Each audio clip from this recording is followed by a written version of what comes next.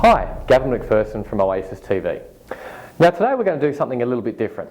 Now I've had some viewers very recently who've tweeted in some questions for me, so I thought it a good opportunity to answer some of those questions face to face.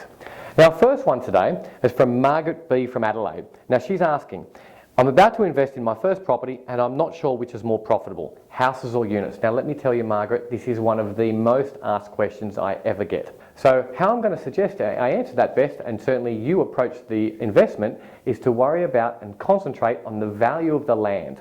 That is the value of the land under the house or the value of the land under the unit block. It's as simple as that. Now if you take a block of land, let's pretend for hypothetical sake that that block of land is $10 million in value.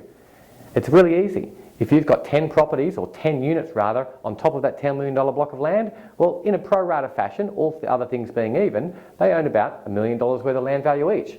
Similarly though, if you've got that $10 million block of land and one house on it, you own $10 million block of land. Now over a period of 7-10 years, it's true for people to say that property doubles every 7 to 10 years. However, the only thing that's actually doubling is that land underneath. And that's the thing I want you to focus on. Focus on buying as much land in the best place as possible, okay, with as fewer dwellings on that land as possible to enhance the land value. Okay, my next question is actually from Felicity from Sydney. Now she's saying, Gavin, I'm looking to buy in a larger complex where the levies are spread across a lot more owners and to bring down my risk. Now it's interesting, and I put these two questions together there, Felicity, because I wanted to answer it also by suggesting that if you remember my last question, it actually more so applies to the land value underneath. So I'm not so first concerned in the first instance as to the levies, insofar as much as how valuable is the land underneath that. Okay. Now, in regards to the value of the levies, I'd only go as to say to offer you a contrast to that and suggest to you, well, sometimes the bigger the block, the bigger the problem.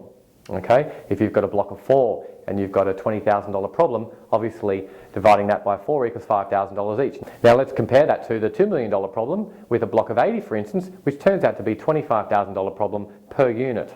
All right, so it does depend on which way you look at it, but let's not forget as well, I'm still digging even deeper, Felicity. I want to go back to the reason why you're buying this in the first place, which is not necessarily for the levies and not necessarily for the high yield you might be getting. I would argue for most of you out there, almost all of you, you're doing this for the capital growth. And I would try and warn you off as much as possible off to buying some of those big, larger complexes. Now, thanks to those viewers who tweeted in those questions.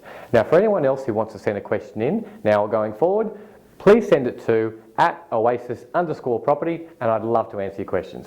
Thank you.